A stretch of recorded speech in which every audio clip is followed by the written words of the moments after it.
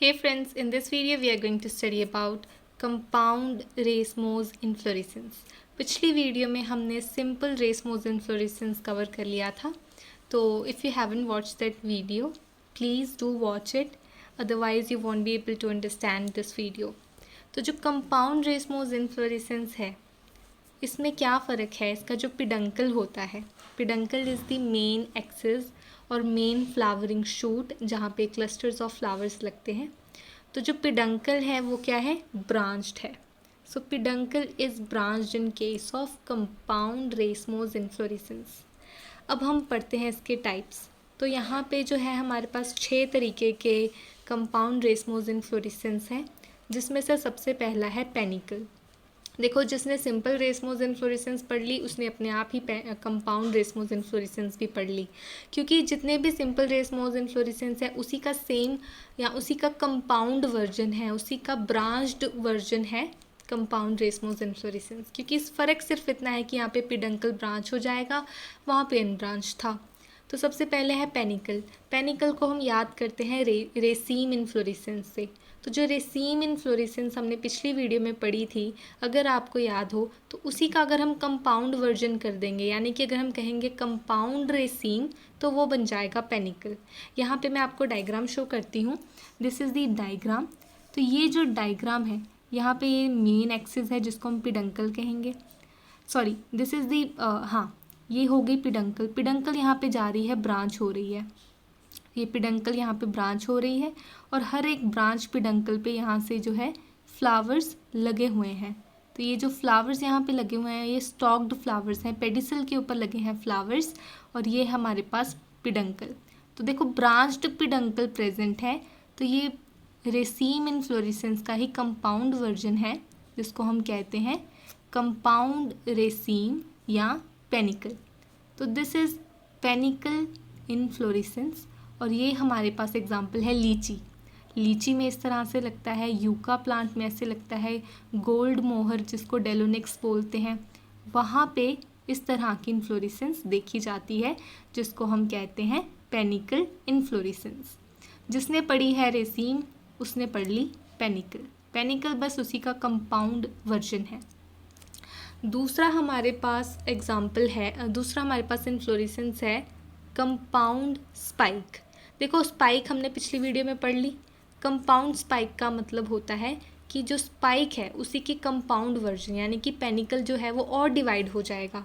यहाँ पे जो डायग्राम है वो इस तरह से वी कैन सी, ये पेनिकल जो है डिवाइड हो रहा है, ये पेनिकल डिवाइड हो रहा है, सॉरी पिडंकल. तो पिडंकल यहाँ पे डिवाइड हो रहा है. तो पिडंकल डिवाइड होने के बाद ये जो स्पाइक बनते थे वो अब छोटे छोटे बन जाएंगे स्पाइकलेट. स्पाइक के बन जाएंगे स्पाइकलेट. यहाँ पे एग्जाम्पल देखो, ये एक डायग्राम है जो कि वीट की इन्फ्लोरेसेंस को डिनोट करता है. और वीट की जो इन्फ्लोरेसेंस है वो है कंपाउंड स्पाइक. वीट की इन्फ्लोरेसेंस को हम कहते हैं कंपाउंड स्पाइक. यहाँ पे ये इसके ग्लूम है, लेमा, पेलिया, लॉडिक्यूल, उसके अंदर 3 स्टेमन और 1 ओवेरी प्रेजेंट होती है, जिसके पास 3 जो है स्टाइल प्रेजेंट होते हैं. तो ये हमारे पास होती है कंपाउंड स्पाइक, जिसका एग्जांपल है राइस, व्हीट एंड ग्रासेस. और इनके पास स्पाइकलेट्स प्रेजेंट होती हैं. कंपाउंड स्पाइक में क्या होता है कि स्पाइकलेट्स प्रेजेंट होना शुरू हो जाती हैं. तो ये हमारे पास हो गया कंपाउंड स्पाइक. अब हमने पढ़ना है कंपाउंड स्पेडिक्स. तो जैसे हमने स्फेत पढ़े थे, large spathe are present in case of banana, colocasia, maize female inflorescence, उसी तरह से कंपाउंड स्पाइक का एग्जांपल है coconut. Coconut is the example of compound spike and they have spathe. Compound कोरिम्ब.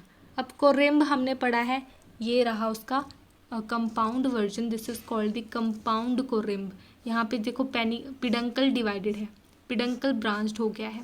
तो दिस ब्रांच्ड पिडंकल के पास भी इस तरह से फ्लावर्स प्रेजेंट हैं एक्रोपिटल सक्सेशन में, 3 अलग अलग जगह पे. पहले सिर्फ टर्मिनल पोजीशन पे, अगर इसको और इसको हटा दिया जाए तो सिर्फ टर्मिनल पोजीशन पे प्रेजेंट होते थे. लेकिन क्योंकि पिडंकल ब्रांच्ड हो गया है तो यहाँ पे 3 अलग अलग पोजीशन पे हम देख सकते हैं. So this is called compound कोरिम्ब inflorescence.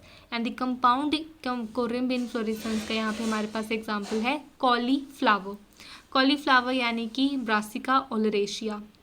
Brassica oleracea or cauliflower is the example of compound corymb. And next we have compound umbel. Compound umbel जो है, जो सिंगल अम्बल था वो इस तरह से था, सिर्फ एक, और कंपाउंड अम्बल में पिडंकल हो गया डिवाइड. पिडंकल डिवाइड हो रहा है बस, और कुछ नहीं. पिडंकल यहाँ पे डिवाइड हो गया और फ्लावर्स यहाँ पे इंक्रीज हो गए. इनवॉल्यूकर ऑफ ब्रैक्ट्स हमारे पास मल्टीपल इनवॉल्यूकर ऑफ ब्रैक्ट्स प्रेजेंट हो गए.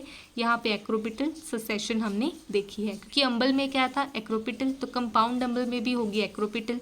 एग्जाम्पल है इसका कोरिएंडर धनिया, जिसको हम कोरिएंडरम सैटिवम कहते हैं.